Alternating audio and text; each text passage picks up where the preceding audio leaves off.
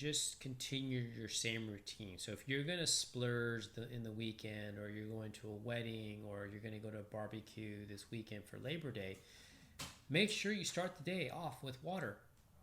So 25% of your total intake first thing in the morning. So if you're 100 ounces is your goal for the day, 25 ounces first thing right when you get up. And then with your breakfast, if you have your bacon and you have a few eggs and you have sauerkraut, or you have vegetables with it, or you do bone broth, that is the most important thing that you could do. So it's what we call the second meal phenomenon. So this is a concept I learned a long time ago, like almost 20 years ago, from Dr. Eric Serrano. He's a brilliant guy. You won't find him on social media. He just hides out in Columbus, Ohio. I think he's in Southern Columbus, seeing patients, seeing athletes.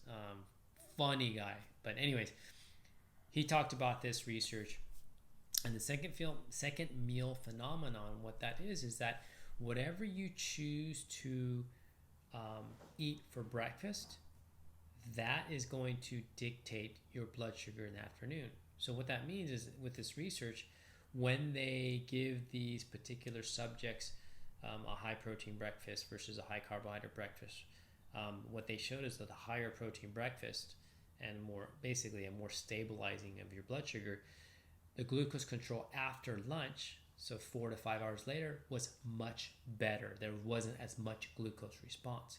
So the whole point of this is that if you're gonna splurge or cheat or whatever you want to call it, don't do it first thing in the morning. Do it later in the afternoon. So establish level blood sugar so it's here, and it won't hurt you as much later in the day. And you probably won't eat as much later in the day as well. So that's the whole point of that. So if anything, 25% of your total intake of water first thing in the morning, and then get some type of PFF breakfast. Remember, your BFF for blood control is PFF, protein, fats, and fiber, which will help stabilize your blood sugar.